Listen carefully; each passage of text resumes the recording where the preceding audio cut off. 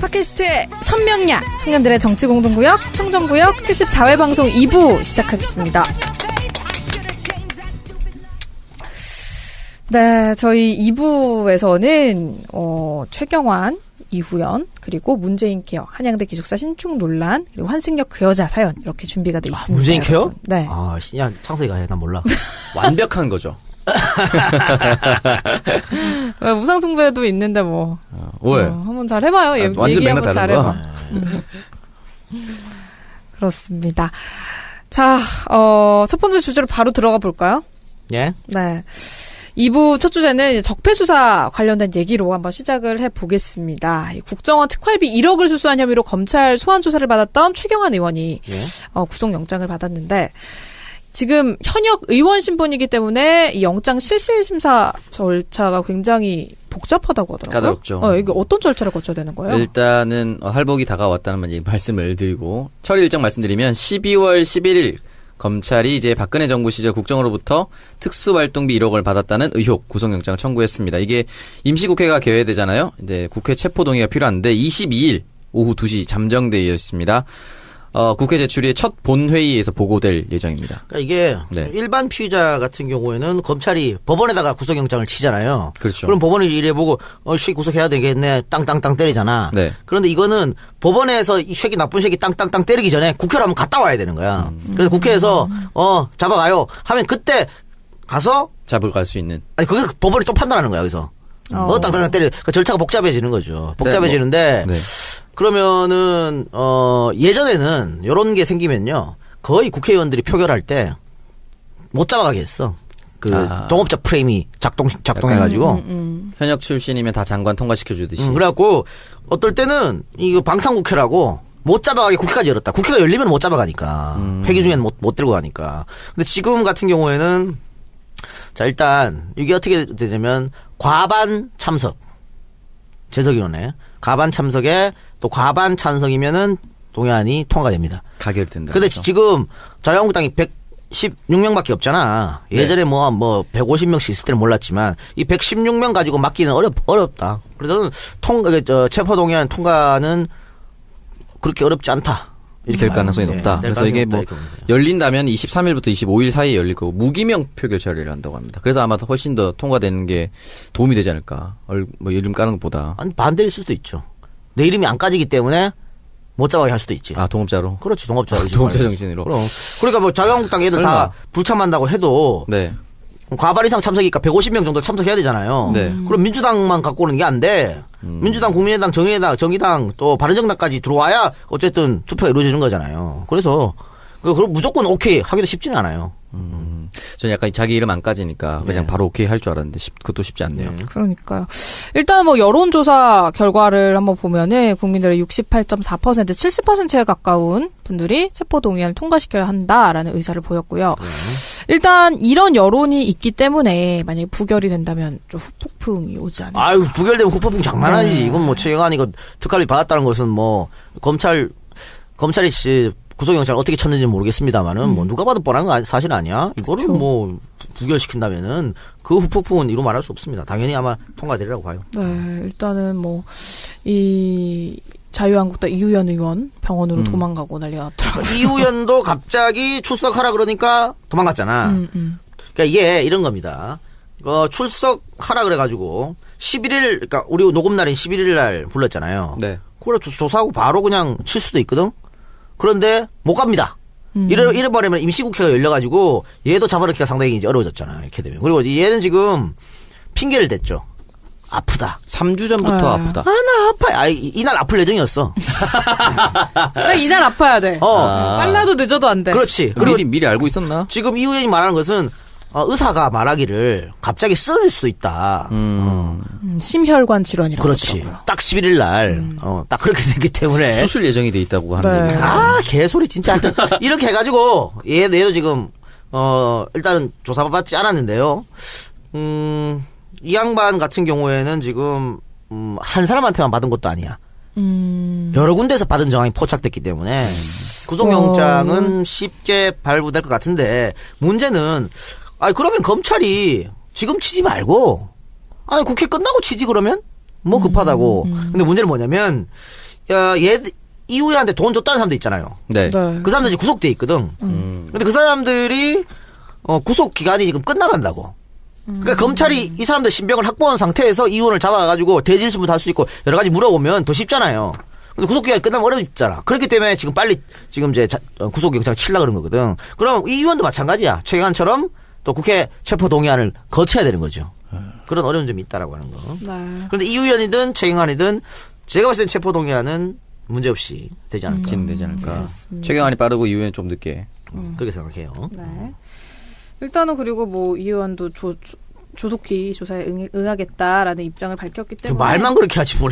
뭐 강제수단 사용 없이 출석을 하지 않을까 하는 생각이 드네요, 저는. 일단 그리고 전병헌 전 수석도 두 번째 구속영장이 청구가 됐고 내일 영장 실질 심사가 열리는 걸로 예정이 돼 있습니다. 일단 어떤 결과가 나올지 좀 지켜봐야 할 것 같은데. 전병헌이 한번 기각됐죠. 네. 한번 기각됐는데 이번에는 기각 발부가 될 것 같고요. 그러면 전병헌, 우병우도 지금 쳤어 구속영장. 전병헌, 우병우, 김태효 다 구속된다. 다 구속된다고 봐요? 다 구속된다. 네, 저는 그렇게 생각합니다. 오.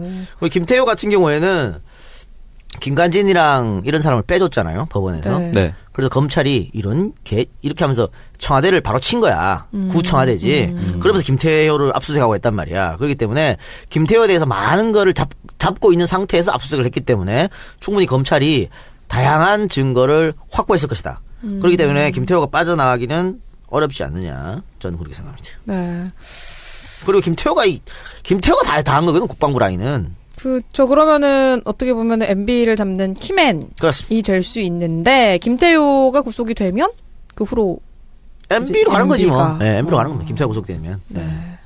결국에 진짜 연말에는 MB를 볼 수 있는 겁니까? 연말은 올해 안에 볼 수 있을까요? 어려울 것 같고요. 연초로 넘어가야 될 것 같은데. 어쨌든 1월이면 끝납니다. 네. 이 수사는 1월이면 MB를 라스트로 끝난다. 근데 일단은 뭐 이 검찰 조사에서 김태효는 군의 정치 관여 행위 뭐 이런 거 직접 관여한 바도 없고 뭐 혐의를 다 부인을 한 걸로 알려져 있는데 어떻게 될지 12일이 운명의 날이 되겠네요. 10일 많은 게 일어나요. 네. 진짜 쿠데타 같은 12. 보수 쿠데타가 일어나는 거네요. 네, 그렇습니다. 자, 그러면 저희 광고 듣고 와서 또 계속해서 다음 주제로 이어가 볼게요. 네, 광고 듣고 왔습니다. 착한 콜 서비스에서 광고를 보내주셨는데요. 기부로 아름다운 동행을 꿈꾸는 착한 콜 서비스입니다. 여기서는 꽃배달, 대리운전, 퀵 서비스를 운영을 하고 있습니다. 자, 이용을 하시면 금액의 일부를 고객이 지정하는 단체나 공익단체에 기부를 하고 있다고 하는데요. 참, 2017년. 우리나라의 새로운 시대를 열었던 한 해죠. 연말이 다가오고 있는데 감사와 슬픔을 나눌 때는 착한 콜 꽃배달 1800-9222 1800-9222 그리고 친구들과 송년회 후에 여러분 대리운전 부르실 때는요. 카카오 대리나 뭐 이런 것보다는 착한 콜 대리운전 1800-9998 지금 핸드폰에 저장하세요. 착한 콜 대리운전 1800-9998 1800-9998번으로 여러분 전화 주시기 바랍니다. 자, 착한 콜 서비스를 이용하시면 여러분들도 아름다운 동행 함께 하실 수 있으니까요. 많은 이용 부탁드릴게요. 자, 그리고 광고가 하나가 더 들어왔습니다. 로터리 파리에서 광고를 보내주셨는데, 네, 오늘 지금 직접 아이들하고 같이 안가에 방문을 해주셔서 저희한테 목도리도 하나씩 주셨는데, 이 목도리를 제가 홈페이지에 들어가서 찾아봤는데, 너무 부드럽고 따뜻해서 저는 이게 진짜로 토끼털인 줄 알았는데, 가격이 2만원대예요. 네, 놀랍죠? 굉장히 놀랍죠? 그래가지고 제가 이거 봤는데 이분이 대구에서 당당하게 민주당원으로 커밍아웃을 하고 운영 중인 쇼핑몰이라고 합니다. 대구와 또 인연이 있네요. 우리 오창석. 네, 쉽지 않죠. 제 여자친구도 대구에 있는데 네. 민주당원입니다. 네, 로타리 82라고 인터넷 쇼핑몰인데 겨울이라서 여러분도 목도리 많이 사시는데 오늘 저희가 받은 목도리인 것 같습니다. 사실 밍크 목도리 많이 하시는데요. 좋은 밍크를 얻으려면 살아있는 밍크를 죽이지 않고 살아있는 상태에서 그 껍질을 벗겨야 되거든요. 근데 그 동물들로부터 잔인하게 털을 얻지 않아도 우리 인간은 이미 좋은 품질의 펄을 만들 수 있는 기술력을 가지고 있다고 합니다. 네. 그래서 몇 천만 원부터 몇십만 원 단위까지 정말 다양한 종류의 에코퍼라고 하죠. 우리 즉 사람이 만든 펄 에코퍼 시장이 형성돼 있는데요. 로타리 파리는 그 중에서 털 빠짐이 거의 없고 반짝반짝 윤기까지 도는 고퀄의 에코퍼를 오소리 에코퍼라는 이름으로 저렴하게 제작을 하셨다고 합니다. 그런데 전혀 저렴해 보이지가 않아요. 제가 아까 전에 그럼요. 해봤는데 너무 퀄리티는 부드럽고 털도 풍성하고 연말에 선물하실 때 요거 하면 좋을 것 같은데요. 로터리 파리에서 선물 포장도 마련을 해 놓으셨다고 합니다. 실제로 이 상자에다가 아주 고급스럽게 선물 포장을 해주셨는데 어디에 선물하셔도 진짜 누구에게나 고맙다라는 얘기 들으실 수 있을 것 같습니다. 어린이들부터 어르신들까지 모두 하실 수 있는 프리 사이즈고요. 연말에 부모님 선물로도 굉장히 좋습니다. 근데 사실 2만 원대면은 우리가 이제 연말에 케이크 같은 거 많이 돌리잖아요. 그렇죠. 근데 케이크보다는 이렇게 목도리 2만 원짜리 하나씩 주는 것도 좋지 않을까 그래서 한 싶습니다. 20짜리라고 이렇게 네. 얘기하고. 원래 줄 때는 생색을 확 내야 되거든요. 근데 20이라고도 믿을 것 같아. 아, 진짜 그럼요. 밍크보다 훨씬 더 부드럽네요. 정말 이거는 몇 년간 잘 쓸 수 있다고 하니까요. 여러분 로터리 파리 네이버에 검색하셔가지고 오소리 에코퍼 목도리 한번 찾아보시기 바랍니다. 네이버 아이디로 간편하게 방문하실 수 있습니다. 네이버에 로터리 82 로터리 82 한번 검색해보시길 바랄게요. 예. 그래서 구찌에서도 이제 동물 가지고 호피는 모피 안 만든다 그러더라고. 그러면 에코 그러니까 아까 거로. 우리가 얘기한 것처럼 동물 털 없이도 거의 그와 비슷한 그보다 효과가 더 좋은 게 많다고 안 맞는다더라고. 네, 그리고 아니 아까 잠깐 하고 있어 너무 따뜻해가지고 벗었어 더워가지고. 보셨어? 네, 근데 너무 부드럽고 벗는 거 좋아하시네요. 네.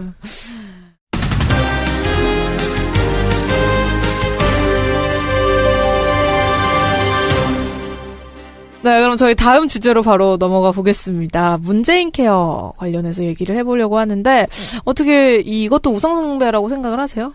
뭐가요? 문재인 아니 케어. 그거랑 이거랑 완전 다른 거죠. 문재인 케어 반대하는 의사들. 그때는 내가 출마자에 대한 걸 얘기했던 거고 이건 다른 문제죠. 어쨌든 의료보험에 대한 겁니다. 네, 지난 주말에 이 대한의사협회가 이제 문재인 케어를 반대하는 대규모 집회를 열었습니다. 근데 의사협회에서 문재인 케어를 반대하는 이유가 뭔가요? 일단은 표면적인 이유로는 여러 가지 뭐 동네 병원이 망한다라든지 뭐 의료 수가가 불공정하다든지 결국은 사실 어떻게 보면은 밥그릇의 문제가 아닌가라는 생각이 들어요. 우리가 표방한 문재인 케어는 뭐냐? 건강보험 보장률을 현재 63.4%에서 2022년까지 단계적으로 70%까지 올릴 것이다 라고 하는 거죠. 지금 흔히 말해서 의료보험 체계가 안 되는 것까지 보험 체계로 들어가게 해서 값싼 의료 진료를 할 수 있도록 만들겠다. 그래요. 라는 게 그러면은 취지죠. 지금 수준에서 7% 더 올리는 거잖아. 네. 그리고 70%가 외국 선진국과 비교하면 높은 것도 아니야. 그럼 왜 그 의사들이 왜 지랄하는 거야? 일단 기본적으로 우리나라 의료보험 수가 체계가 의사들이 많이 가져갈 수 없다라고 얘기를 하는 거겠죠. 예? 포괄수까지 적용해서 그런 네. 거죠. 예를 들어서 뭐 감기 치료가 100원 정도 받아야 되는데 후려쳐서 70원만 원 받지. 예? 환자들이나 하여튼 뭐 어떻게 하고 심평원 이렇게 해갖고 네. 그래가지고 이 사람들이 어디서 보전하냐면 비의료보험 비급여. MRI라든가 거기 갖고 보조를 하는 거예요. 근데 문재인 케어가 이제 그런 비급여 의료 행위를 급여 항목으로 전환을 하겠다는 거죠. 그러니까 야 지금 우리 보고 다 죽으라는 얘기냐? 의사들의 논리는 바로 이거죠. 그래서 근데 사실 이 예, 비급여 항목에 대한 국민들의 부담을 줄이겠다는 취지인데. 그렇습니다. 그 취지는 좋죠. 그렇기 때문에 의사들이 밥그릇 싸움 하는 거 아니냐? 내 밥그릇 왜 뺏어가?라고 하는 거 아니냐?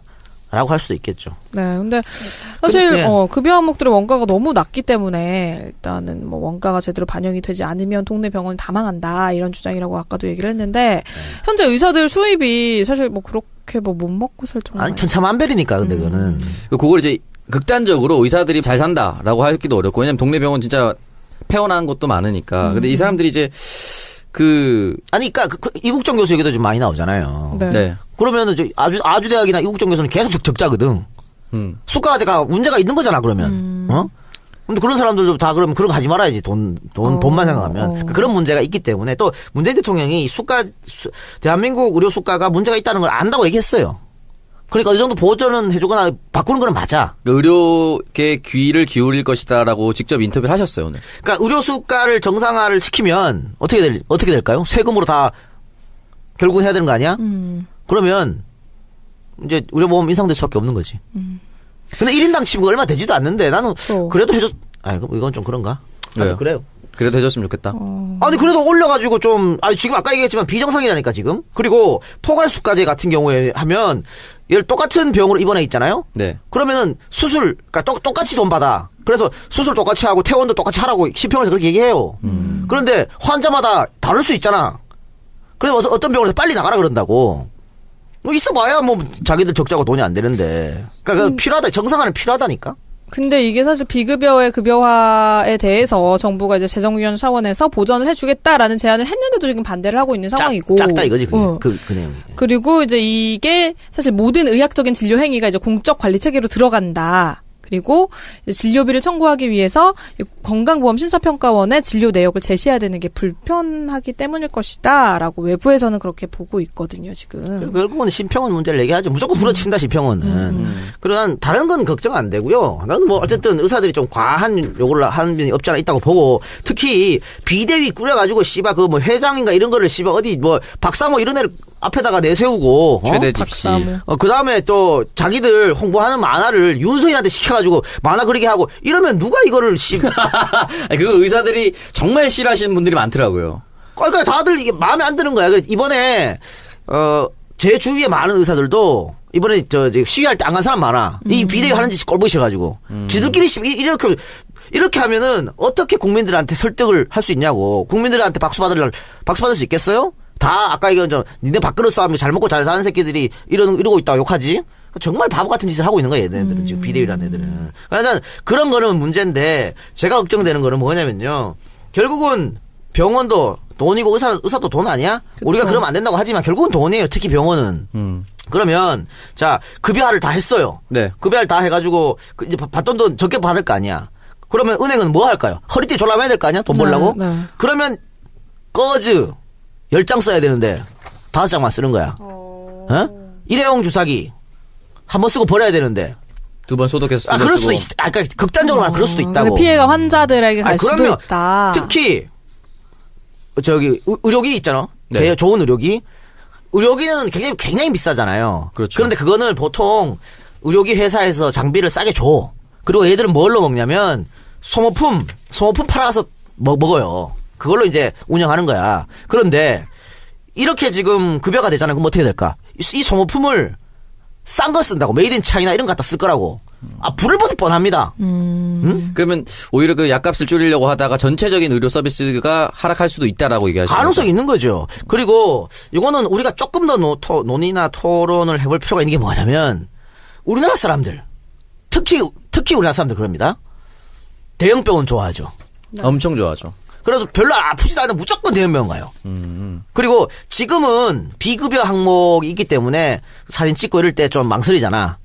이거 만약에 된다고 생각해보세요. 조금 아파도 다 찍고. 조금 아파도 다 찍어 이것저것 다 찍는다니까? 그게 과연 좋은 일일까? 오히려 사람들 막 정말 필요한 사람들도 앞에 안 아픈 사람이 다 찍어버리면 시간이 또 걸릴 수가 있잖아요. 그러니까 우리나라 사람들 그런 게 있고 거기에다가 또 이제 대한민국이 고령화 이제 초고령화 사회로 접어들잖아요. 그러면 늙으면 당연히 젊은 사람보다 아프지. 더 이런 게 필요할 거라고. 그런데 이거를 그냥 한 번에 딱 하겠다. 그런 것도 한번 다 생각해보고 해야 된다라고 하는 거죠. 그래서 일단은 당장 하는 게 아니고 이제 장기적인 관점으로 하자고 하는 거고. 병원 아프면 병원 자주 가는 건 맞는데 그렇다고 해서 동네 병원을 다니던 사람이 무조건 다 대학병원으로 갈 것 같지는 않아요. 제가 의사들한테 물어봤을 때 그것도 걱정하시는 분들이 많더라고요. 근데 기본적으로 이 비급여 진료를 다 보험 혜택을 주면은 비급여를 해서 돈을 많이 벌던 의사들이 싫어할 거 아니에요. 그러면 이제 애초에 의대에서 기존의 의료 체계가 붕괴되는데 보험과 보시던 선생님들 그리고 기존 의대생들이 내외과 대신에 대거 미용 쪽으로 비보험 비급여 진료가 되는 곳 쪽으로만 몰릴 것이다. 그럼 정말 필요한 내외과 사람들이 없어져서 이게 오히려 전체적인 의료 시스템을 생태계를 파괴할 수도 있다. 이렇게 말씀을 하시기도 하더라고요. 그렇습니다. 일단 그래서 우리 국민들의 입장에서 봤을 때는 집단 이기주의다. 보이죠. 밥그릇 네. 지키다라고 보일 수밖에 없을 것 같은데 의사협회가 지금 비판을 받고 있는 상황이긴 하거든요. 사실 이렇게 반응을 하는 게 지혜롭지 못한 방법인 것 그러니까 아까 같아요. 얘기했잖아. 의사들도 이게 뭐 하는 짓이냐고 얘기한다니까. 그러니까 조금 세련되게 할 수도 있는데 지금 국민의 여론을 전혀 등에 업지 못했다라고 하는 것이고요. 게다가 의사들이 이런 거야. 의약 분업하면서 또 의사들이 의약 분업할 때 엄청 반대했거든. 왜? 의약 분업 전에는요. 병원 가서도 약 탔잖아. 네. 그것도 돈이야. 다 병원으로 들어간 돈. 안 그래? 그렇죠. 이제 처방전만 써주고 끝나죠. 근데 이제는 약은 약사에게 이러는 바람에 그게 안 된다고. 그러니까 우리는 그때도 한번 양보했다. 또 한 번 양보를 한 거야. 이런 논리거든요. 근데 의약분업은 그때 엄청나게 김대중 정부에서 했는데 김대중이 욕 엄청 먹었다고. 의사, 약사 양쪽으로 다 공이 다 두드려 맞았어요. 근데 지금 봐요. 얼마나 좋아요, 의약분업에서. 어? 그 욕을 먹었죠. 의약분업 해가지고 오남용도 많이 사라지고 내성 있는 환자도 약 내성도 많이 사라지고 많이 좋아졌잖아. 다 가야 할 길을. 그러니까 지금 문재인 케어 이것도 의사는 당연히 반대할 수 있어.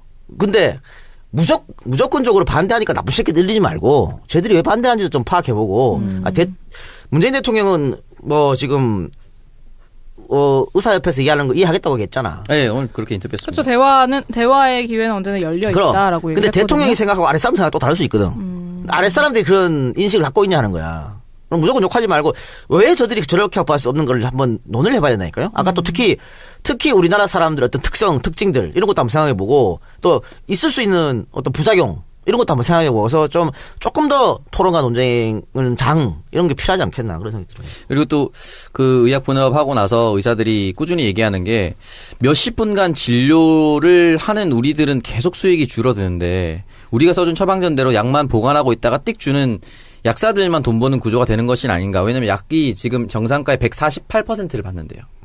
그 사람들은 돈을 더 뻥튀겨서 받고 우리는 왜 계속 줄여나가야 되냐. 왜 우리만 건드리냐. 라고 얘기하는 주장도 있더라고요. 얘기를 해보니까.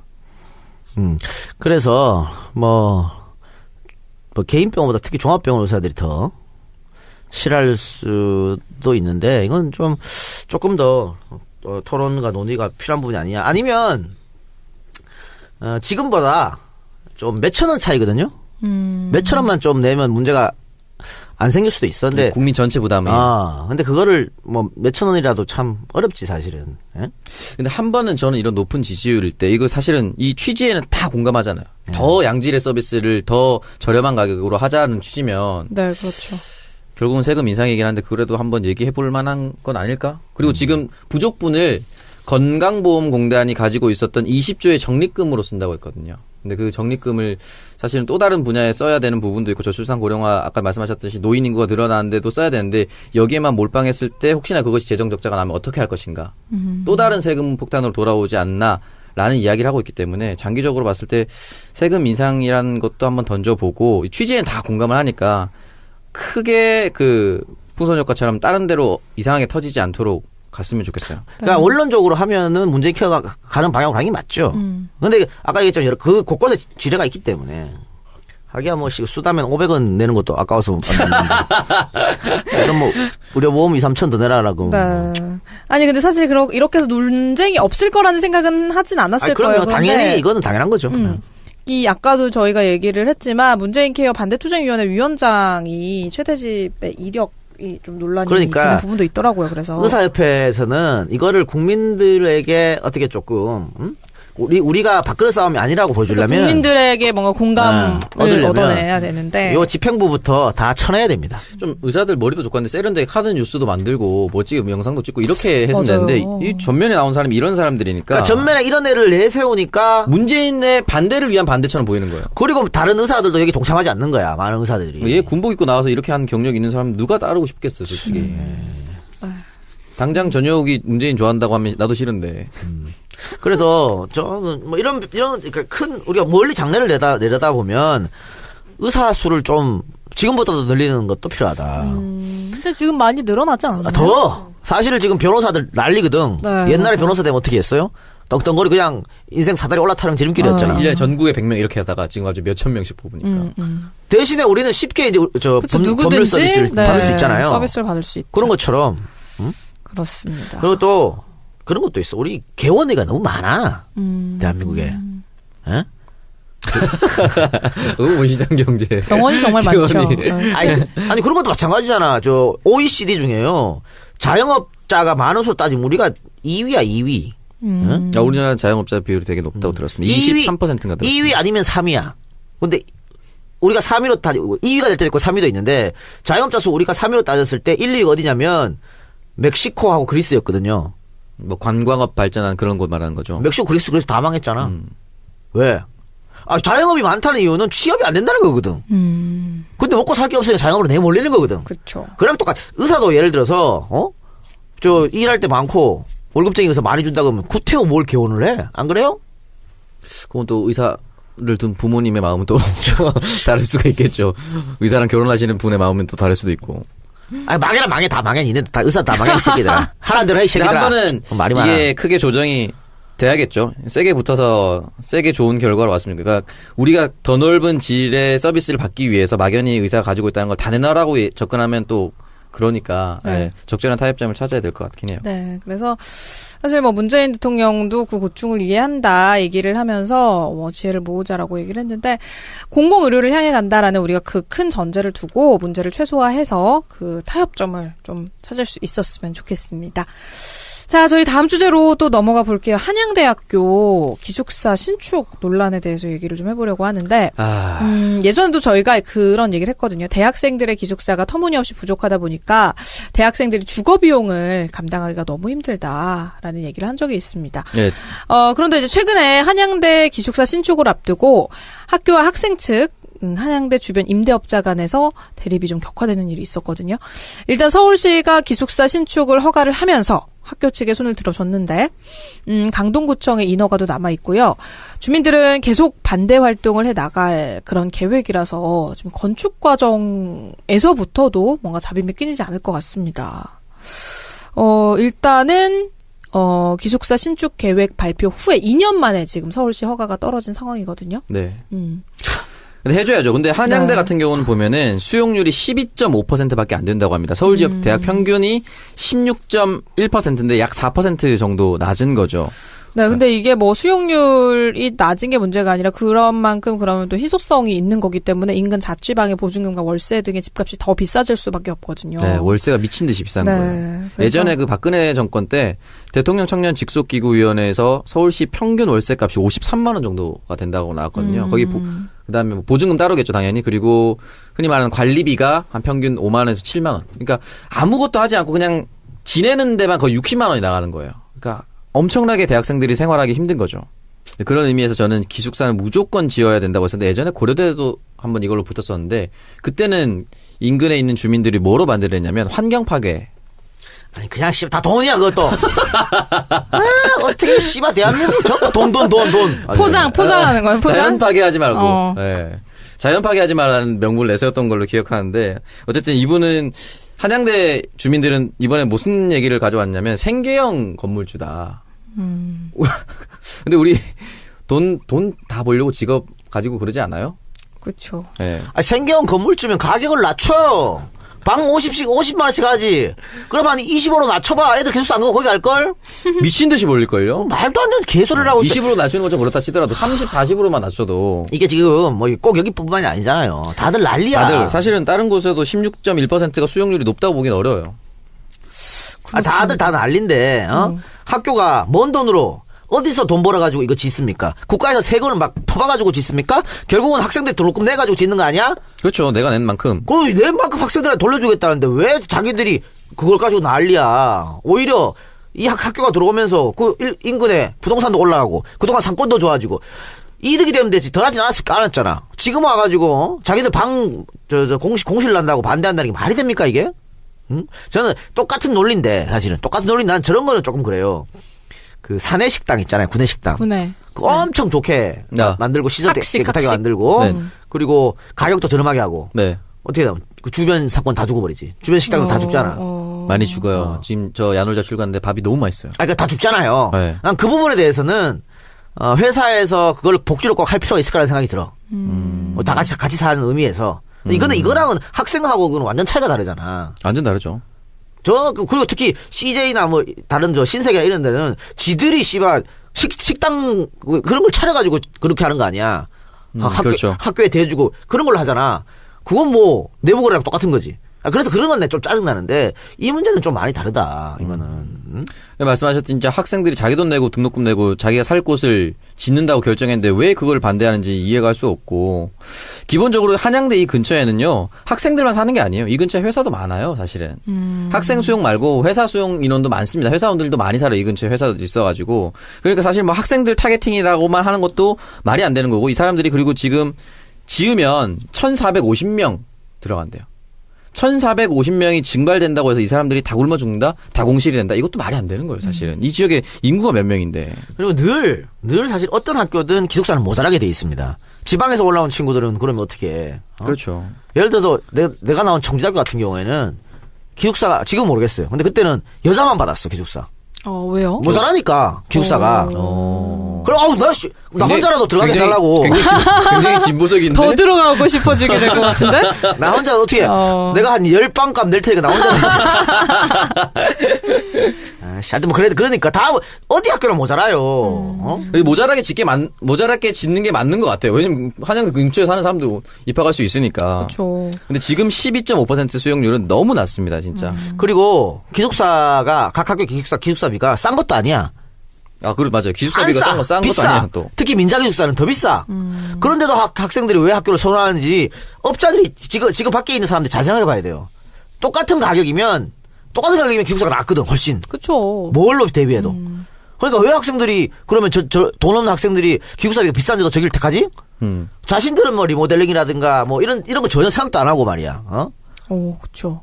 경쟁을 해서 거기서 이길 그렇지. 생각해야 되는데. 말이 안 되는 근데 사실 학교마다 이 기숙사 신축에 대해서는 주변에 있는 사람들하고 논란이 계속되고 있는데 주민들 반대로 첫 삽도 뜨지 못한 대학교 기숙사가 아주 수두룩합니다. 그래서 일단은 한양대도 마찬가지고 고려대, 총신대 이런 데에서도 계속해서 기숙사를 짓지 못하고 있는데 총신대 같은 경우에는 지난해 동작구청으로부터 기숙사 건물 신축 허가를 받았다고 합니다. 근데 주민들의 반대로 지금 못하고 있고요. 고려대도 마찬가지 4년째 제자리 걸음이라고 하네요. 근데 저는 디테일하게 들어가면 학교에서 민자로 짓는 거는 하지 마라, 민자는. 어차피 가격이 큰 차이가 없고. 어차피 학생들 엄청 부담돼요. 그 학교 이 새끼들 뭐 하자는 거야? 민자한테 주고 그냥 재밌는 장사하겠다는 거야? 자기들 임대료 받고? 약간 서울시 9호선처럼. 지들 돈은 10원도 투자 안 하고 편하게 하려고 이 새끼들 돈은 임금은 존나 쌓아놓고는 말이야. 풀진 않고. 그래, 그건 반대. 근데 학교에서 좀 자기들이 국가에 좀 도움을 받아가지고 싸게 짓고 또 그걸로 해갖고 학생들에 싸게 줄 수 있으면 찬성. 그리고 또 요즘에 저런 거 있어요. 요즘에 옛날부터 있었는데 학사관이라고. 뭐예요? 시골 애들을 위한. 그러니까 우리 안가 옆에도 하나 있는데. 약간 농어촌 전형 그런. 저기는 느낌? 뭐 강원 학사관 이런 곳이야. 지역별로. 예, 있어요. 그래서 강원도에서 강원도 출신의 유명인이 돈 좀 보태고 또 강원도 지자체에서 돈 좀 보태고 그래서 강원도 출신에서 서울에 학교 다니는 애들한테만 문을 열어주는. 특혜를 주는. 그렇지. 기숙사. 맞아. 그런 거 있어요. 부산도 있고, 남원 뭐 이런 거, 다 있어. 순천 이런 거 다 예쁜 거 순천 같아. 학사. 네. 근데 꿈이 그거야. 안동 학사 해갖고. 네. 안동 출신의 나처럼 똑똑한 애들. 내가. 안동 출신만 묻게 해주는 거기서? 지내게 해주는 거. 그렇지. 내가 돈 내가지고. 이건 지역 이기주의가 아니라 그냥 자기 그거예요. 자기 개인. 안동 이기주의. 내가 내 돈으로 땅 사서 내 돈으로 건물 짓고 애들한테 굉장히 싼 가격으로. 한 달에 5만원 이렇게. 숙식 다 하는데. 그런 식으로. 저도 사실 예전에 근무하면 그 꿈이었어요. 남녀 혼실로. 혼실이 안 되지. 혼실이 그러니까 이게 어떻게 보면은 향토 장학금 같은 거야. 맞아, 향토 장학금 같은 느낌이죠. 그래, 장학금 주는 걸로. 뭐 이런 것도 있다. 근데 이 사람들의 의견은 이것도 다 하면 안 된다는 거잖아. 네. 사실 2015년에도 한국사학진흥재단에서 이제 지역 출신 대학생들한테 저렴한 비용으로 기숙사를 제공한다라는 취지로 성북구 내에 있는 국유지에 행복기숙사 신축안을 발표를 했었거든요. 그리고 작년 2월에 구청으로부터 건축 허가까지 받았는데 이 신축 부지 인근에 아파트 주민들이 공사하면은 위험하다고 안전 문제를 이유로 반대하면서 착공이 계속해서 연기가 되고 있고요. 한국장학재단도 지난해 10월에 이 성동구 응봉동의 국유지에 대학생 1000명을 수용할 수 있는 연합 기숙사를 신축하겠다라는 계획을 발표했는데 인근의 주민들이 반대해서 지금 흐지부지가 됐습니다. 왜냐면 혐오 시절이야. 네. 기숙사 혐오 시절. 애들 고 지어놓은 애들 맨날 새벽까지 술 처먹고 소리 지르고 안 돼 이거거든. 인간들아 좀 같이 좀 살자 진짜 뭐 하는 짓이냐. 애들 안 그래도 다들 학비도 지금 많고 그래서 어려운데 왜 학생들한테까지 이기주의를 부려. 그러니까. 어른들이란 사람들이. 말도 안 되는 얘기죠. 그러니까는 뭐 사실 실제로도 대학생을 대상으로 임대업을 하는 사람들이 재산권 침해를 이유로 기숙사 반대를 하고 있다고 아, 그럼 합니다. 헌법 써왔네. 그러니까요. 거기 살고 있던 학생들을 강제로 빼가는 게 아닌데도 재산권 침해가 되나요? 법적으로? 안 되지. 그 말도 안 되는 거지. 아까 얘기했잖아. 가격을 다운시키고 시설 더 좋게 해봐. 학생들이 들어가는지.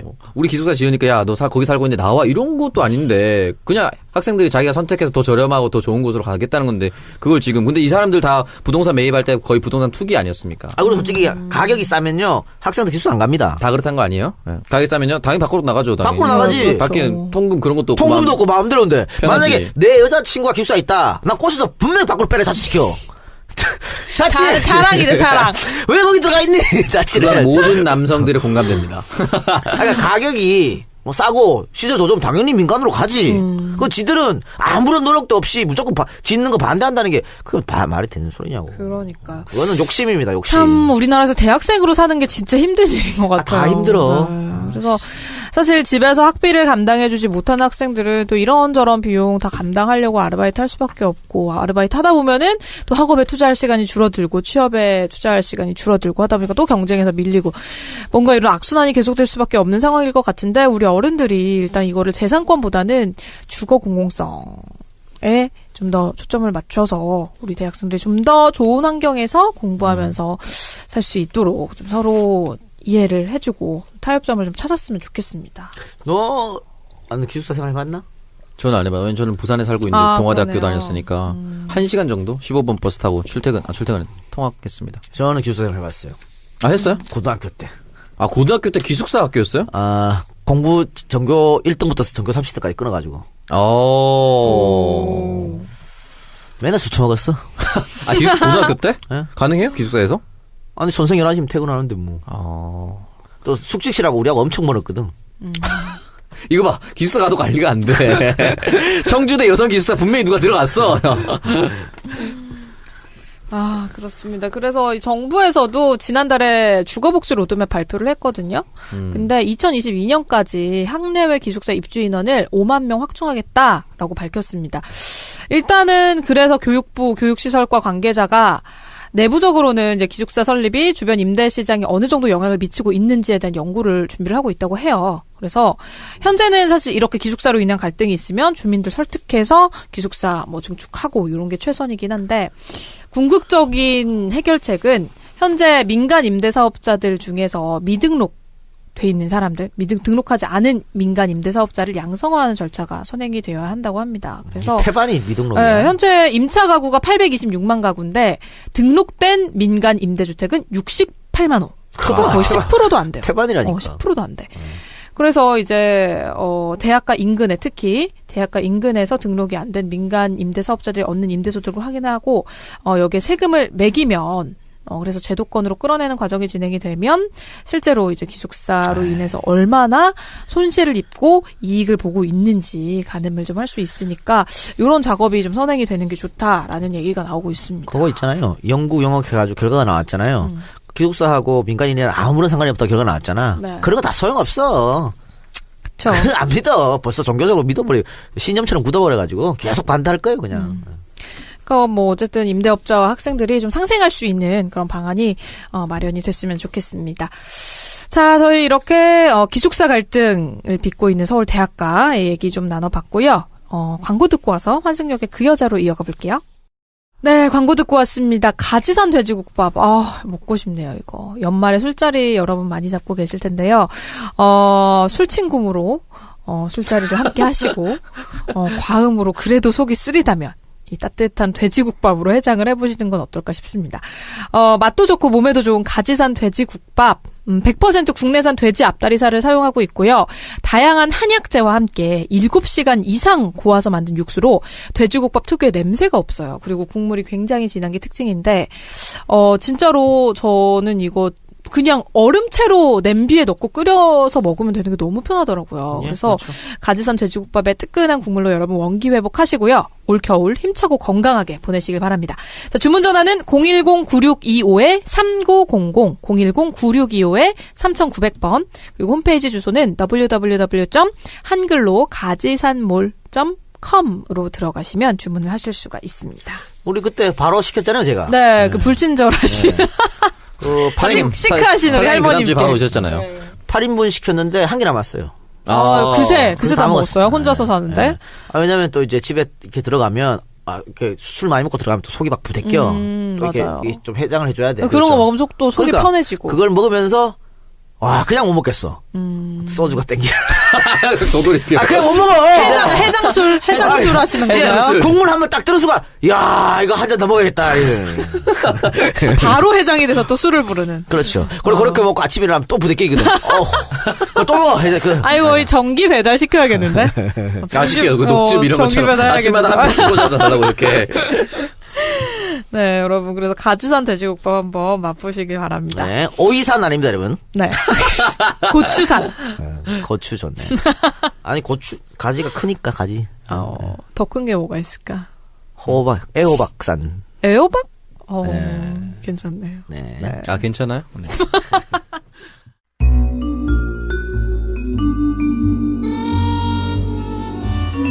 환승역의 그 여자. 네, 저희 환승역의 그 여자 코너 한번 진행해 보겠습니다. 오늘 사연이 도착을 했는데, 한번 볼게요. 네. 안녕하세요. 저는 32살의 직장인 남자입니다. 이름은 밝힐 수가 없습니다. 장모씨! 네, 장땡땡님. 전국의 장씨들은 좀 긴장을 하셔야겠네요. 예전부터 알고 지내던 동생이 있는데 그 친구는 현재 남자친구가 구해준 집에서 일을 안 하고 살고 있습니다. 나이는 30살. 남자친구와는 헤어지자고 얘기하고 지금은 거의 안 만나고 연락도 안 하고 있습니다. 연락도 안 근데 하고? 남자친구가 구해준 집에서 살고 그렇죠. 있다고요? 이거 좀 이상하네. 일도 안 하고. 근데 어느 순간부터 제가 좋다고 말하면서 고백하면 사귀겠다고 기다린다는 식으로 얘기를 합니다. 그 친구 오랫동안 알았지만 반짝반짝 빛나는 친구입니다. 정치적 성향도 잘 맞고 매우 현명하고 예쁜 친구인데 막상 사귄다고 생각을 하니 저도 모르는 거부감이 좀 드네요. 어떻게 해야 될까요? 박지희 누나가 봤을 때는 환승을 받아줘야 하는 걸까요? 요거 거부감이라는 거 하는 것은 예전 남자친구 집에 산다는, 그리고- 그렇겠죠? 얘도 남자친구가 누군지 안다는. 잠깐만. 아니야, 그런 것 같지는 않고. 그러면 동거했나? 아니야, 그냥 남자친구가 구해준 집이래요. 그러니까는 뭔가 그런 거에 어쨌든 대해서. 찌찌하다는 거잖아. 그런 느낌 그럼 들 이 수 있지. 여자친구, 이 여자분을 사귀려면은 이 남성분이 집을 또 구해줘야 되나? 빼야지. 일도 안 한다는데? 그러니까 만약에 사귀면 빼야죠. 그래서 제가 이런 고민을 심하게 하게 된 건 추석 연휴에 몸이 안 좋아서 캠프에 있었습니다. 거기서 알게 된 여자가 있는데 나이는 저보다 한두 살 많은 것 같습니다. 서로 나이를 굳이 확인은 안 했습니다. 으잉? 근데 요새 애들 표현으로 썸이라는 걸 타고 있습니다. 직장이랑 집이랑 가까워서 점심도 먹고 주말에는 새벽 2시까지 술도 마시고 그랬습니다. 단점은 술 너무 잘 먹네요. 개짜증. 그냥 포기했습니다. 술 잘 에이. 먹으면 짜증나요? 술 잘 먹는 거 왜? 아니, 술 잘 먹으면 욕 나오지. 적당히 먹어야지. 좀 취해줘야 되는데. 그럼. 근데 요런 거는요, 막상 내 여자친구가 되면 술 잘 먹는 게 좋을 수도 있어요. 걱정이 안 되죠. 걱정이 안 어디서 되잖아. 술 먹지. 근데 저는 개인적으로, 제 여자가 술 먹는 거 좀 싫어하거든. 왜요? 술 먹으면 어쨌든 사고의 확률이 커지잖아. 안 먹는 게 제일 좋아. 저도 제 여자친구가 단둘이 남자랑 술 먹는 거는. 그건 당연히 말이 안 되고. 근데 이분은 실제로 짧게 알았지만 돈도 많은 것 같고 차도 벤츠 2,300이라고 하네요. 오. 자기 PR을 너무 열심히 하십니다. 과거 연애 경험을 1도 안 물어봤는데 다 굳이 얘기하면서 자신은 어떤 사람이다, 저런 사람이다라고 얘기를 합니다. 어제는 점심을 먹기로 했는데 취소됐다면서 엄마가 자기 앞으로 해놓은 부동산을 계약해야 된다고 취소를 했습니다. 이거 콩콩 사치 아니야? 야, 온 동네. 아니, 콩콩 샀잖아. 여기서 또 왜 나와요? 사놓고 샀잖아. 참. 아, 2, 300 타고 부동산 어쩌고. 네. 다음 만날 때 또 다른 차 바꿔서 오는 거 아니야? 혹하라고 막 그런 거 아니야? 어쨌든 이 작가 형님이 보셨을 때는 둘 다 좀 이상하지 않나요? 저도 연애 안 한 지 2년이 넘어서 이제는 하고 싶긴 합니다. 그동안 너무 일이 바빠서 나라는 사람에 대한 감정을 잊고 살았습니다. 그런데 갑자기 스타일이 완전 다른 두 명이 훅 들어오니까 더 헷갈립니다. 외모부터 성격까지 둘 다 완전 정반대입니다. 한 명은 좀 큰데 한 명은 작고 뭐 이런 식입니다. 욕처방이 필요하다면 해주시고요. 오창석 씨의 연애 경험이 필요하다면 조언 부탁드립니다. 라고 해주셨는데요. 여기서 일단 짚고 넘어갈 건 저한테 박지 누나라고 하셨는데 저는 30살이고요. 32살의 직장인 남성이라면 저는 동생입니다. 나랑 동갑이네. 네, 그렇네요. 아, 근데 이분 말이죠. 일단은 맨 처음에 말씀하신 그 여성분은, 나한테- 남자친구 집에서 지금 살고 있는 그래. 거죠. 일 근데 안 하고. 그 친구는 어쨌든 내가 좋다 그랬잖아. 좋다 그랬으니까. 그거는 나 마음을 확인한 거죠. 오케이. 그리고 두 번째, 2,300. 2,300 여성은. 이 여성도 마음에 드니까 자꾸 이런 거 막 경제력, 재력을 어필하는 아니야, 어필하는 그냥 거는? 말하는 사람들이 있어, 그냥. 내가 좋아서 얘기하는 게 아니고, 그냥 아무한테나 다 이렇게 얘기하는 사람들이 있다고. 술친 구야 그냥. 그래. 술친 구. 그냥 얘기하는 거야. 술을 엄청 잘 먹는. 그러니까 뭐, 가만히, 나처럼 그냥 술 먹다가, 야, 이거 얼마인지 알아? 이런 거 있잖아. 아무 물어보지도 아무도 않았는데 안 갑자기. 물어봤는데. 갑자기. 그냥 하는 이런 사람도 있어요. 그러니까 그거는 호감이 있어서 나한테 이렇게 한다고 생각하면 안 되지. 그렇죠. 그렇잖아. 근데 이 사람은 지금 아니면 그런 거지. 주변에 좀 멋있는 형들을 소개해주길 바랄 수도 있죠. 그 여자가. 아, 에이, 그러니까. 그럼 미리 또 그리고 썸 탄다 그랬는데 썸 타면서 나이도 안 물어보나? 그러니까. 그건 썸이 아니고 그냥 타고 싶은 거 아닙니까? 근데 내가 보기에는 뭘 타 이 새끼야. 너나 타 너나. 나는 주면 네. 근데 이 남성분은 이 여성분, 그러니까 두 번째 얘기한 여성분의 재력에 좀 끌리고 있는 거 아니에요? 그러면 그럴 수도 있지 뭐. 그렇기 때문에 아, 근데 사실 이런 거 어떻게 얘기하면 보면 본인에게 선택권이 지금 없는 걸 수도 있는데. 그러니까 내 말이 그 말이야. 그 두 여성 중에서 고민하고 있다는데 이 벤스 여성은 네 좋아하는지 안 좋아하는지 몰라. 알 수가 없어. 그렇죠. 그러니까 이름 아직 나이도 물어보지 않았잖아요. 그러면서 그냥 밥 먹고 술 먹고 하는 거는 그냥 관심 없고 업무상으로 그럴 수도 있어. 관심 없는데 나이를 안 물어보나? 특히 여성이? 뭐 좀 나쁘게 얘기하면 그냥 만만하니까 그냥 괜히 편하게 그냥 술 먹고 그럴 수도 하고 싶은 있어요. 얘기 다 자기 하고. 자랑하는 거 잘 들어주고. 그렇지. 그러니까. 그렇네요. 그러니까 이런 적 있습니까? 사귀기 전에 두 사람이랑 같이 썸을 타가지고. 두 명 썸을 탄 적은 있죠. 있죠. 네. 있죠. 저도 대학교 때 한 번 있었어요. 한 번? 한 번 있었어. 한 번 있었는데. 동시대. 동시간에. 근데 둘 다 좋더라고. 아, 진짜로. 아 그러면 선택의 순간이 그리고 힘듭니다. 이 사람은 요런 부분이 너무 그렇지. 좋고 저 사람은 저런 부분이 그렇지. 좋아. 둘 다 좋더라고. 네. 둘 다 좋아가지고, 여기도 만나고 저기도 만나고 했어요. 그럴 수 있지. 갔는데, 사귀지만 않으면 돼요. 아, 그래. 여기도 만나고 저기도 만나고, 여기도 영화 보러 가고, 여기도 영화 보러 가고, 뭐, 여기하고도, 막 뭐, 똑같은 교회를 영화 보러 두 개 가고. 보고 막. 맞든 뭐 두 이렇게 번 했었어. 보고. 근데 그 A라는 친구 있고 B라는 친구 있다 싶시다. A 친구의 친구들은 다, 야, 저 오빠가 너 좋아하는 것 같아. 또 이러더라고. 그 조만간에 고백할 것 같아. 이러고. B 친구, 친구의 친구들은 또 똑같은 얘기를 하더라고. 둘 다 다가와 있는 걸 안 해. 둘 다 다가와 있는 걸 알더라고. 그래서 나도, 요거 던지면 온다. 그렇게 생각해서 고르다가 A를 던졌거든. A랑 사귀었어. 근데 나중에 알고 보니까 B는 날 좋아한 게 아니었어. 걔는 그냥 그런 걸 좋아하는 애야. 썸 타고 이런 거. 그런 걸 좋아하지. 사귀고 이런 거는, 그때 또, 그건 어떻게 확인했어요? 남친이, 있었어? 군대 갔었어. 군대 가고, 헤어졌거든. 헤어졌는데, 계속 못 잊었던 거야. 결국은 제대해서 걔랑 또 사귀었다니까. 그러니까, 나랑 그 친구들만 착각한 거지, 얘는 아니었어. 그냥 얘는 그냥, 즐겼네. 영화도 보고, 밥도 먹고 맛있는 거 사주니까. 영화 개봉했는데 같이 볼 사람이 있으면 좋지. 이런 식이었거든. 그러니까 나 혼자 착각한 거야. 그 만약에 내가 그 순간에 A를 버리고, B를 선택했으면. 좆대는 거지. 둘 다 놓치는 거야. 둘 다 놓치는 거였다니까. 그러네요. 그 A 쪽 사람들한테는 이 작가 형이 갖고 논 거 아니야. 자기를. 그렇게 되는 거죠. 또 얘네들이 또 조금만 알면 다 아는 애들이었어. 같은 학년을 이래가지고. 사이버 파도 타기 하면 대박이지. 좆대 뻔했다니까. 그러네. 그래서 A를 선택한 것은 나 역시 촉이 발동해가지고. 근데 그때 왜 A를 선택했어요, 그러면? 그러니까 선택의 엄청 이유가 고민했어요. 고민하고 친구들한테. 기숙사에 안 살고 딴 데 살았구나. 아니. 친구들한테도 막 이렇게 조언도 구하고. 네. 근데 애들 또 연예인 A가 더 어울려 이런 거 있잖아.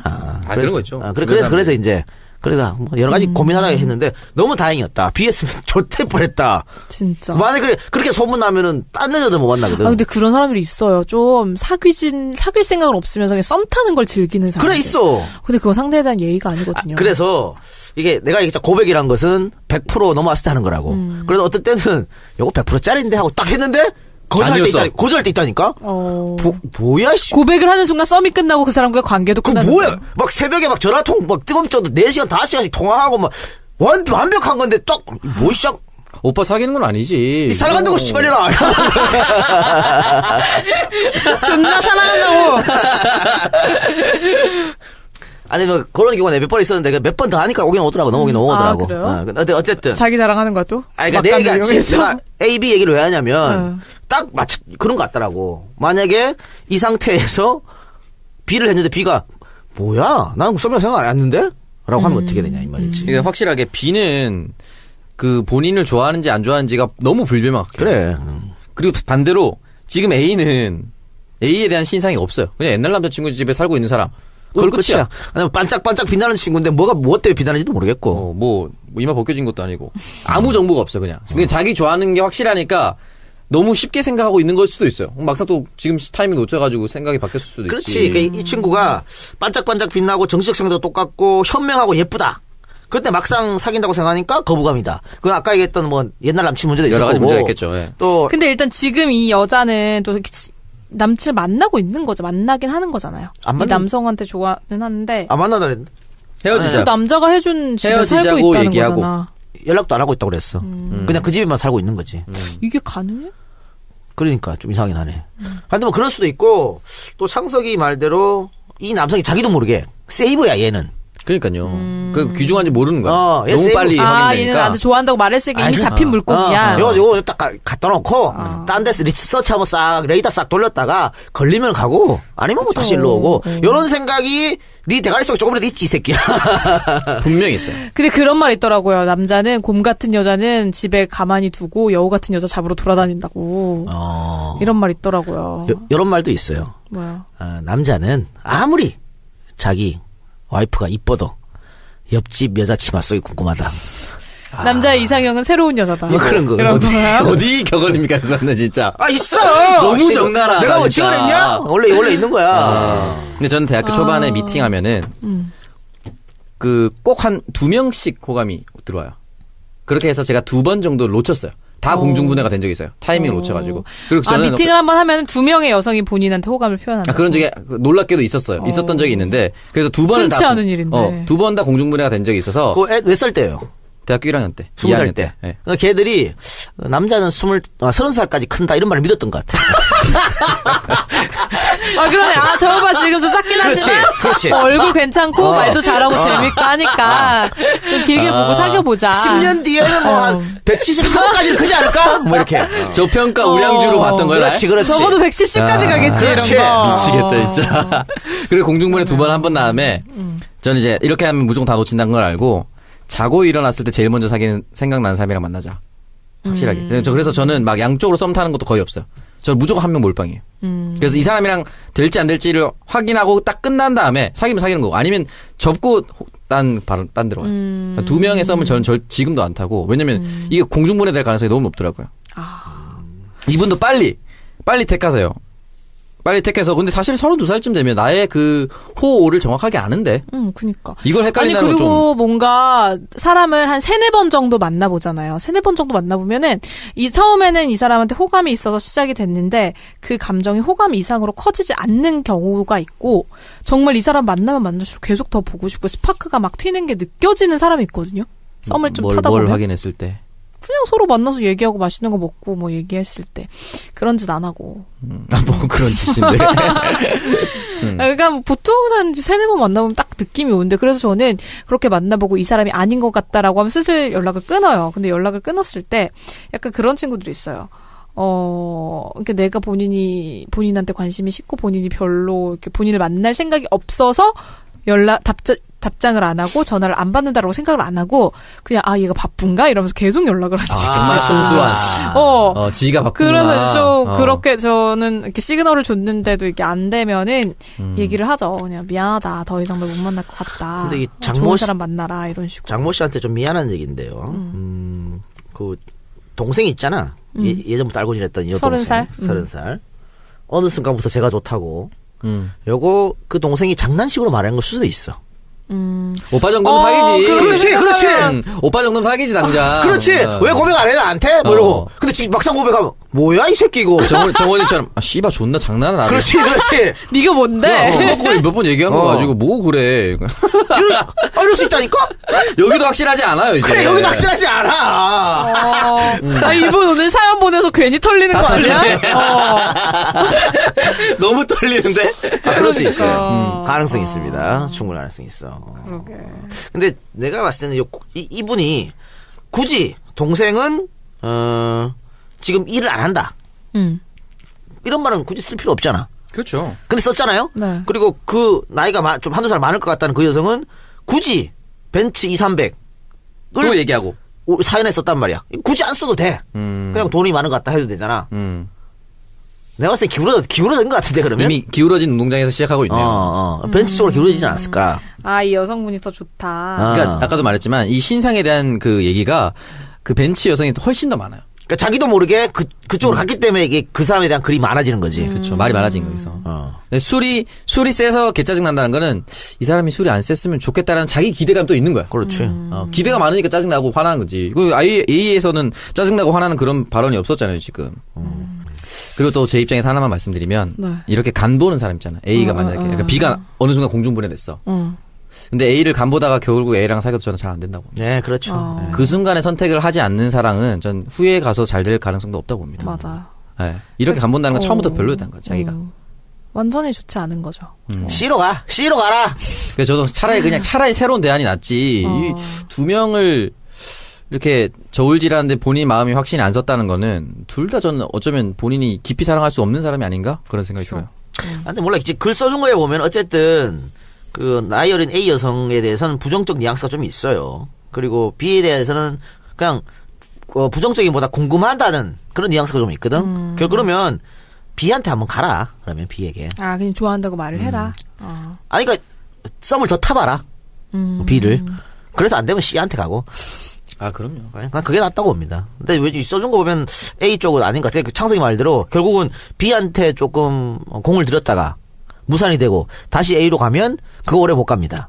절대 못 가죠. 벌 받아요. 그래요. 그렇게 하면. 그래서 B로 가는 게 맞겠다. 네. 자, 결론 B. 네. 동의합니까? 벤츠 2,300. 벤츠 2,300. 2,300으로 가라. 벤츠 2,300 30대 초반 여성이 벤츠 2,300이면요. 홍콩에 다니나? 조금만 있으면 바로 X5로 갑니다. B 올인해야지 그러면. 그럼 B 가야지. 그러네. SUV에서도 한번. 그리고 이 2,300 자기가 타고. 물려주는 거야? 물려받는 거지.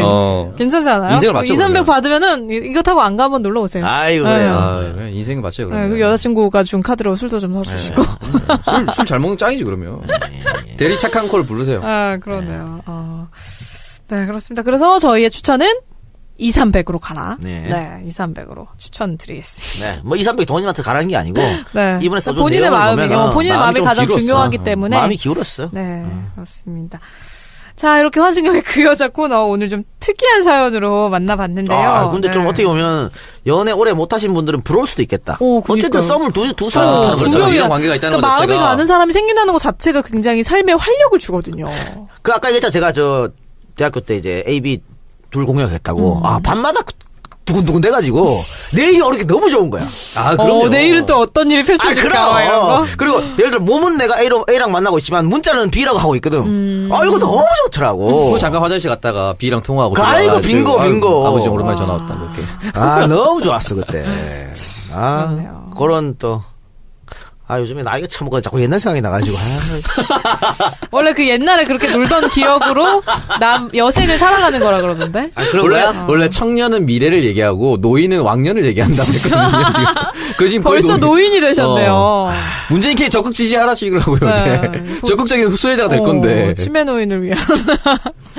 나 정말. 네. 그래서 여러분 다양한 청춘들의 연애 이야기와 사랑 이야기 많이 보내주시면 저희가 최선을 다해서 솔루션 드리도록 할 테니까요. 언제든지 저희에게 문의 주시길 바랍니다. 후기 주세요. 후기. 네. 후기. 맞아. 이건 진짜 후기 필요하다. 자, 이거 네, 진짜 궁금하네요. 너무 기대돼요. 어떻게 될지. 장모 씨. 필요하네요, 네. 여기. 야, 그런데 한승역에 우리 2주 연속 남성분이 사연을 보냈네. 그러니까요. 그것도 좀 특이하네요. 아니, 남성분이 여성분이 사연 많이 근데 보냈어요. 남자들이 오히려 이런 얘기 막 더 물어볼 데가 없어가지고. 물어볼 데 없어갖고. 아, 맞아요. 여자들은 자기 친구한테 막 그렇지. 물어보고 그러고 친구는 망하고 어디 뭐 이러거든요. 사이트에 올리지 않아? 아니, 친한 친구들. 여자들끼리 이런 얘기 많이 하지 않는데 남자들은 쪽팔려. 근데 친구한테 오히려 묻는다는 게. 우리한테 보내는 게 더 낫는 게 그렇지. 여자친구들끼리 해가지고 자기들끼리 솔루션 내가지고 그대로 하면은 망합니다. 정말 망해요. 네. 100%. 그건 거의 경험담입니다. 100% 망합니다. 네. 그리고 우리는 익명을 보호해주잖아. 아, 그렇죠. 아, 그럼 누군지 전혀 모르게. 성만 알려줘요. 성만. 네, 이 이름 빼고는 근데 다 공개한다는 게 문제죠. 누군지 전혀 모르기 때문에. 네, 뭐 어디 진영에 사는 뭐 이런 식으로. 그 친구 빼고 그 친구만 실패했어. 우리한테 연락하세요. 네. 네, 그래서 연락하시면은 저희가 또 성심성의과 상담 도와드릴게요. 그래요. 또 이런 얘기를 하면서 또 과거를 한번 들어가 보고. 네, 썸 탈 때가 우리도 좋아요. 그리워지네요. 아유, 그럼. 네, 그러네요. 저도 아까 미팅 얘기했는데 흐뭇했습니다. 우리 아련하고. 우리 옛날에 썸이란 말 없었는데 그 뭐라 그랬을까?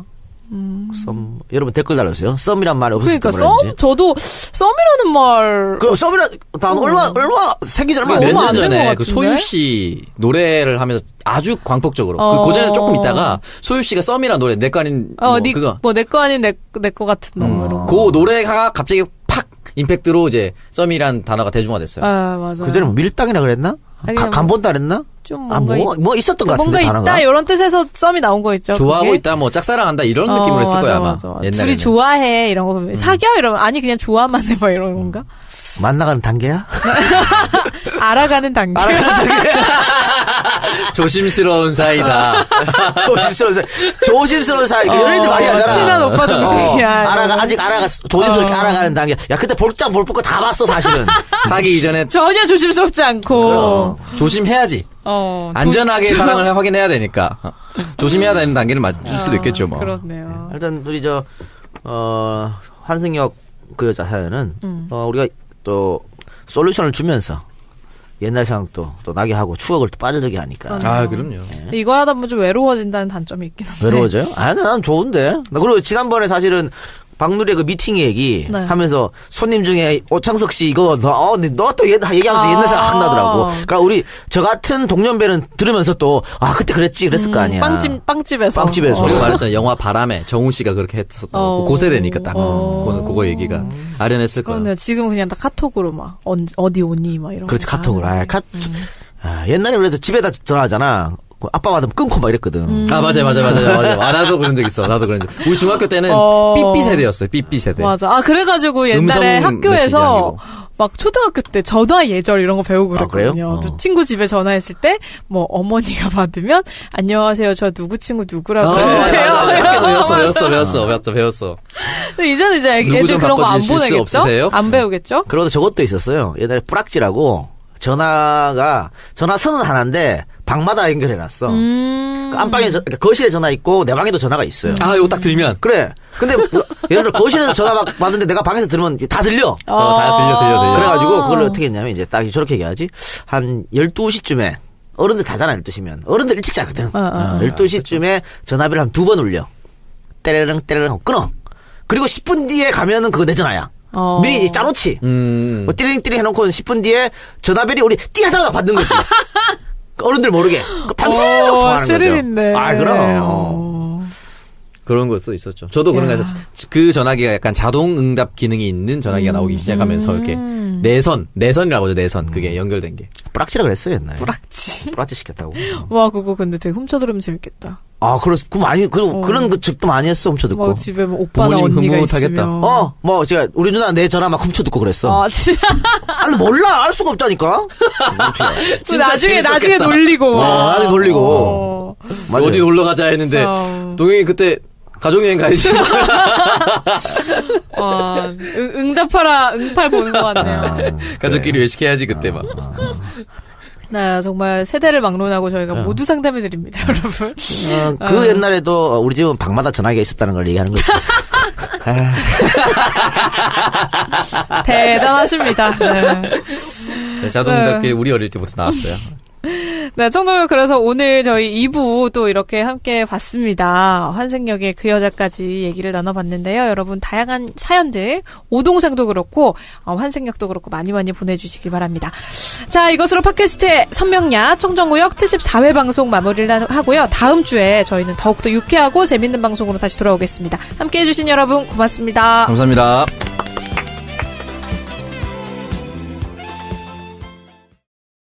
그리고 얘도 지금 일단은 조사받지 않았는데요.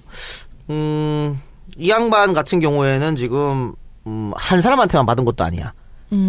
여러 군데서 받은 정황이 포착됐기 때문에 구속영장은 쉽게 발부될 것 같은데 문제는 그러면 검찰이 지금 치지 말고 국회 끝나고 치지 그러면 뭐 급하다고. 근데 문제는 뭐냐면 이후에한테 돈 줬다는 사람도 있잖아요. 네. 그 사람들이 구속돼 있거든. 근데 그 사람들이 구속 기간이 지금 끝나간다고. 그러니까 검찰이 이 사람들 신병을 확보한 상태에서 이혼을 잡아가지고 대질신문도 할 수 있고 여러 가지 물어보면 더 쉽잖아요. 근데 구속 기간이 끝나면 어렵잖아. 그렇기 때문에 지금 빨리 지금 이제 구속영장 치려고 그런 거거든. 그럼 이 의원도 마찬가지야. 최경환처럼 또 국회 체포 동의안을 거쳐야 되는 거죠. 그런 어려운 점이 있다라고 하는 거. 네. 그런데 이 의원이든 최경환이든 제가 봤을 땐 체포 동의안은 문제없이 되지 않을까. 진되지 않을까. 최경환이 빠르고 이후에는 좀 늦게. 그렇게 생각해요. 네. 일단은 그리고 뭐 이 의원도 조속히 조사에 응하겠다라는 입장을 밝혔기 때문에 말만 그렇게 하지 뭘. 뭐 강제수단 사용 없이 출석을 하지 않을까 하는 생각이 드네요, 저는.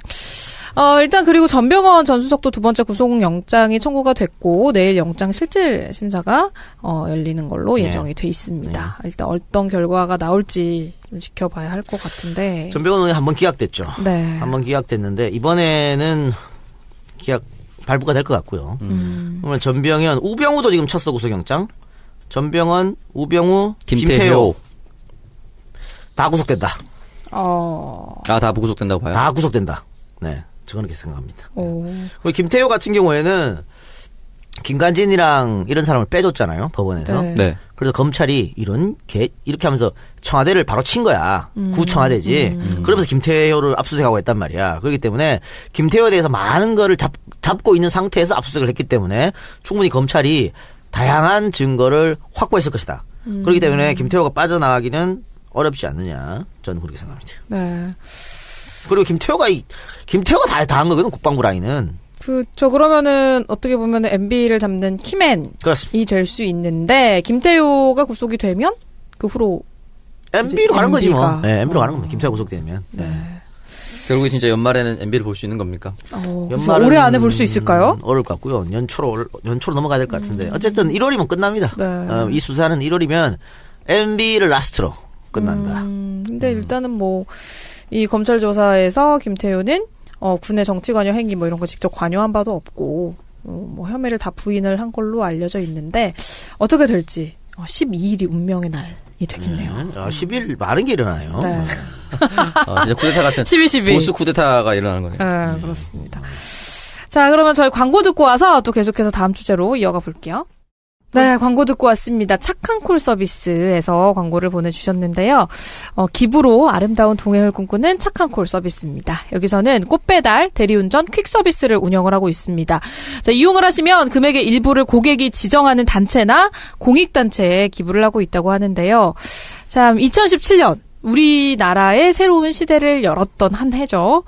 연말이 다가오고 있는데 감사와 슬픔을 나눌 때는 착한 콜 꽃배달 1800-9222 1800-9222 그리고 친구들과 송년회 후에 여러분 대리운전 부르실 때는요. 카카오 대리나 뭐 이런 것보다는 착한 콜 대리운전 1800-9998 지금 핸드폰에 저장하세요. 착한 콜 대리운전 1800-9998 1800-9998번으로 여러분 전화 주시기 바랍니다.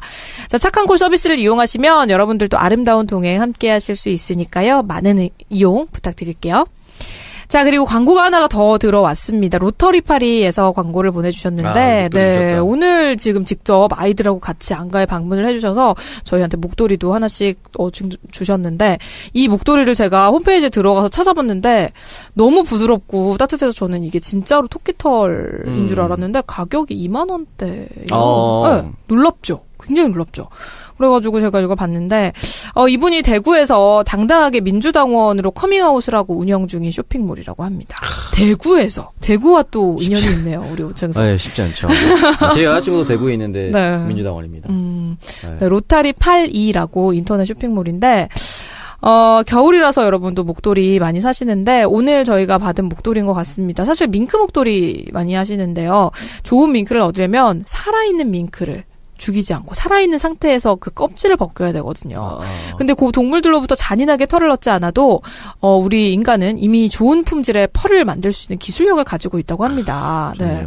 그래서 몇 천만 원부터 몇십만 원 단위까지 정말 다양한 종류의 에코퍼라고 하죠. 우리 즉 사람이 만든 펄, 에코퍼 시장이 형성돼 있는데요.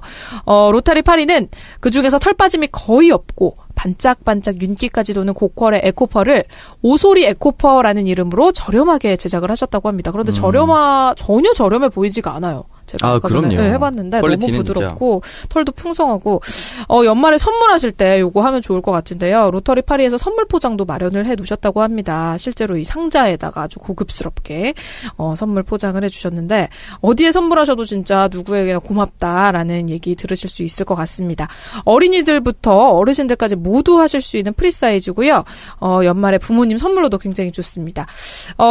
근데 사실 2만 원대면은 우리가 이제 연말에 케이크 같은 거 많이 돌리잖아요. 그렇죠. 근데 케이크보다는 이렇게 목도리 2만 원짜리 하나씩 주는 것도 좋지 않을까 그래서 한 싶습니다. 20짜리라고 이렇게 네. 얘기하고. 원래 줄 때는 생색을 확 내야 되거든요. 근데 20이라고도 믿을 것 같아. 진짜 그럼요. 밍크보다 훨씬 더 부드럽네요. 정말 이거는 몇 년간 잘 쓸 수 있다고 하니까요. 여러분 로터리 파리 네이버에 검색하셔가지고 오소리 에코퍼 목도리 한번 찾아보시기 바랍니다. 네이버 아이디로 간편하게 방문하실 수 있습니다. 네이버에 로터리 82 로터리 82 한번 검색해보시길 바랄게요. 예. 그래서 구찌에서도 이제 동물 가지고 호피는 모피 안 만든다 그러더라고. 그러면 에코 그러니까 아까 버로. 우리가 얘기한 것처럼 동물 털 없이도 거의 그와 비슷한 그보다 효과가 더 좋은 게 많다고 안 맞는다더라고. 네, 그리고 아니 아까 잠깐 하고 있어 너무 따뜻해가지고 벗었어 더워가지고.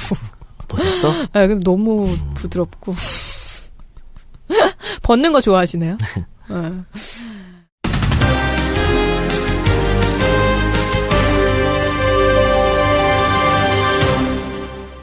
네, 그럼 저희 다음 주제로 바로 넘어가 보겠습니다. 문재인 케어 관련해서 얘기를 해보려고 하는데 어떻게 이것도 우상숭배라고 생각을 하세요? 뭐가요? 문재인 아니 케어. 그거랑 이거랑 완전 다른 거죠. 문재인 케어 반대하는 의사들. 그때는 내가 출마자에 대한 걸 얘기했던 거고 이건 다른 문제죠. 어쨌든 의료보험에 대한 겁니다. 네, 지난 주말에 이 대한의사협회가 이제 문재인 케어를 반대하는 대규모 집회를 열었습니다. 근데 의사협회에서 문재인 케어를 반대하는 이유가 뭔가요? 일단은 표면적인 이유로는 여러 가지 뭐 동네 병원이 망한다라든지 뭐 의료 수가가 불공정하다든지 결국은 사실 어떻게 보면은 밥그릇의 문제가 아닌가라는 생각이 들어요. 우리가 표방한 문재인 케어는 뭐냐? 건강보험 보장률을 현재 63.4%에서 2022년까지 단계적으로 70%까지 올릴 것이다 라고 하는 거죠. 지금 흔히 말해서 의료보험 체계가 안 되는 것까지 보험 체계로 들어가게 해서 값싼 의료 진료를 할 수 있도록 만들겠다. 그래요. 라는 게 그러면은 취지죠. 지금 수준에서 7% 더 올리는 거잖아. 네. 그리고 70%가 외국 선진국과 비교하면 높은 것도 아니야. 그럼 왜 그 의사들이 왜 지랄하는 거야? 일단 기본적으로 우리나라 의료보험 수가 체계가 의사들이 많이 가져갈 수 없다라고 얘기를 하는 거겠죠. 예? 포괄수까지 적용해서 그런 네. 거죠. 예를 들어서 뭐 감기 치료가 100원 정도 받아야 되는데 후려쳐서 70원만 원 받지. 예? 환자들이나 하여튼 뭐 어떻게 하고 심평원 이렇게 해갖고 네. 그래가지고 이 사람들이 어디서 보전하냐면 비의료보험 비급여. MRI라든가 거기 갖고 보조를 하는 거예요. 근데 문재인 케어가 이제 그런 비급여 의료 행위를 급여 항목으로 전환을 하겠다는 거죠. 그러니까 야 시끄럼 우리 보고 다 죽으라는 얘기냐? 의사들의 논리는 바로 이거죠. 그래서 근데 사실 이 예, 비급여 항목에 대한 국민들의 부담을 줄이겠다는 취지인데. 그렇습니다. 그 취지는 좋죠. 그렇기 때문에 의사들이 밥그릇 싸움 하는 거 아니냐? 내 밥그릇 왜 뺏어가? 라고 하는 거 아니냐?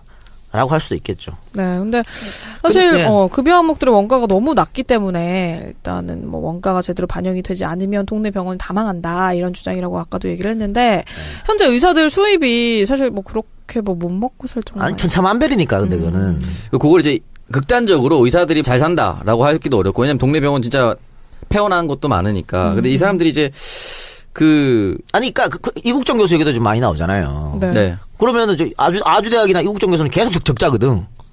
수가가 문제가 있는 거잖아 그러면. 근데 그런 사람들도 다 그러면 그런 거 하지 말아야지 돈만 생각하면 그러니까 그런 문제가 있기 때문에 또 문재인 대통령이 대한민국 의료 수가가 문제가 있다는 걸 안다고 얘기했어요.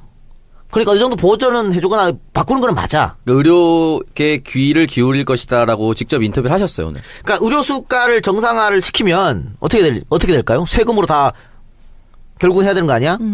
그러면 이제 의료보험 인상될 수밖에 없는 거지. 근데 1인당 치고 얼마 되지도 않는데 나는 그래도 이건 좀 그런가? 왜요? 그래요. 그래도 해줬으면 좋겠다.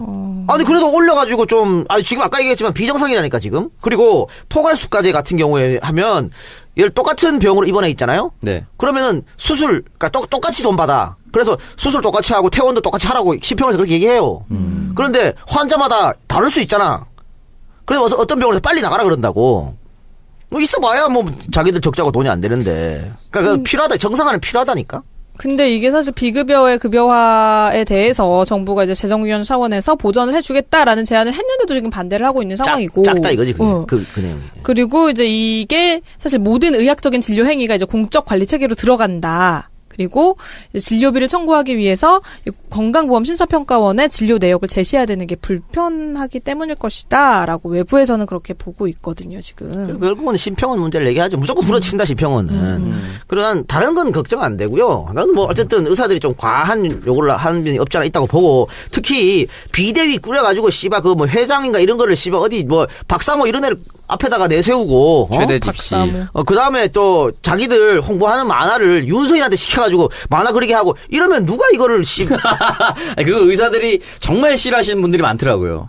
그러니까 다들 이게 마음에 안 드는 거야. 그래서 이번에 제 주위에 많은 의사들도 이번에 시위할 때 안 간 사람 많아. 이 비대위 하는 짓이 꼴보기 싫어가지고 지들끼리 이렇게 하면은 어떻게 국민들한테 설득을 할 수 있냐고. 국민들한테 박수 받을 수 있겠어요? 다 아까 얘기한 니네 밥그릇 싸움이 잘 먹고 잘 사는 새끼들이 이러고 있다고 욕하지? 정말 바보 같은 짓을 하고 있는 거야 얘네들은 지금 비대위라는 애들은. 그러니까 그런 거는 문제인데 제가 걱정되는 거는 뭐냐면요. 결국은 병원도 돈이고 의사도 돈 아니야? 그쵸. 우리가 그러면 안 된다고 하지만 결국은 돈이에요. 특히 병원은. 그러면 자 급여화를 다 했어요. 네. 급여화를 다 해가지고 이제 받던 돈 적게 받을 거 아니야. 그러면 은행은 뭐 할까요? 허리띠 졸라매야 될 거 아니야? 돈 벌려고? 네. 그러면 꺼즈 10장 써야 되는데 5장만 쓰는 거야.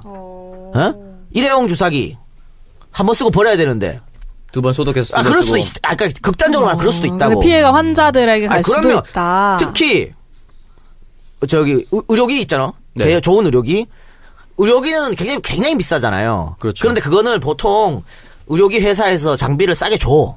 그리고 얘들은 뭘로 먹냐면 소모품 팔아서 먹어요. 그걸로 이제 운영하는 거야. 그런데 이렇게 지금 급여가 되잖아요. 그럼 어떻게 될까? 이 소모품을 싼 거 쓴다고 메이드 인 차이나 이런 거 갖다 쓸 거라고.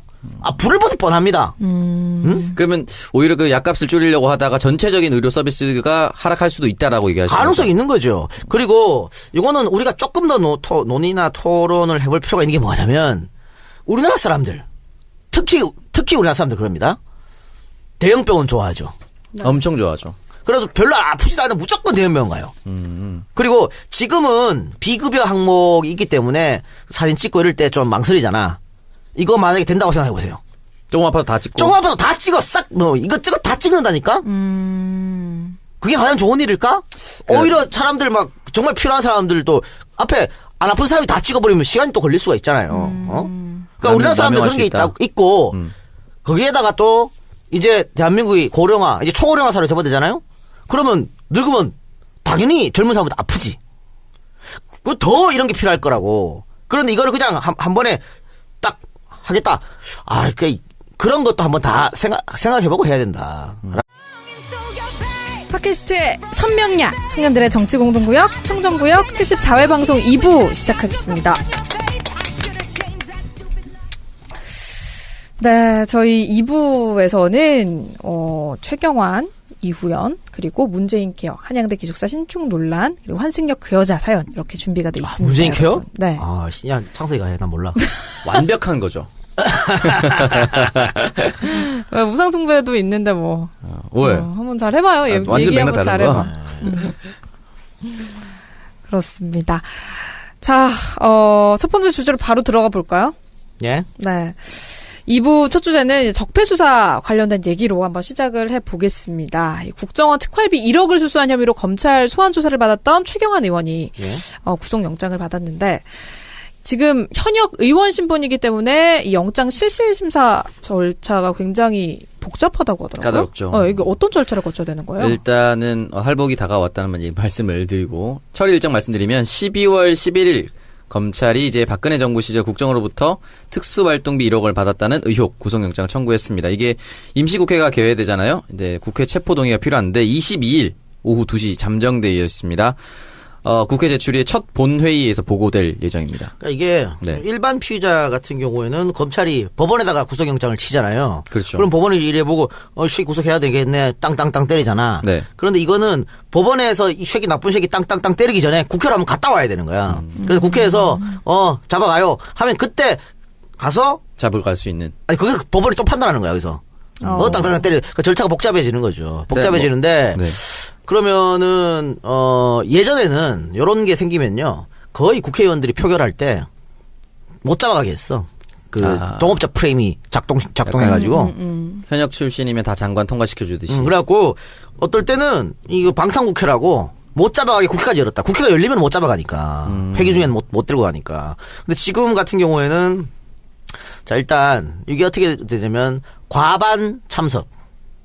재석위원회 과반 참석에 또 과반 찬성이면은 동의안이 통과됩니다. 가결이 된다. 근데 그래서. 지금 자유한국당이 116명밖에 없잖아. 예전에 뭐 150명씩 있을 때는 몰랐지만 이 116명 가지고 막기는 어렵다. 그래서 체포 동의안 통과는 그렇게 어렵지 않다.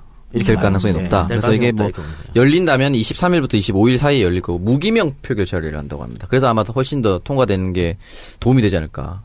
뭐 이름 까는 것보다. 아니 반대일 수도 있죠. 내 이름이 안 까지기 때문에 못 잡아게 할 수도 있지. 아 동업자로. 그렇지 동업자. 동업자 정신으로. 그럼 그러니까 뭐 자유한국당 애들 설마. 다 불참한다고 해도 네.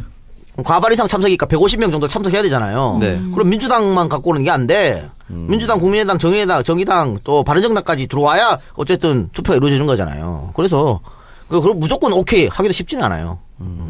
저는 약간 자기 이름 안 까지니까 그냥 네. 바로 오케이 할 줄 알았는데 그것도 쉽지 않네요. 그러니까요. 일단 뭐 여론조사 결과를 한번 보면은 국민들의 68.4% 70%에 가까운 분들이 체포동의안을 통과시켜야 한다라는 의사를 보였고요.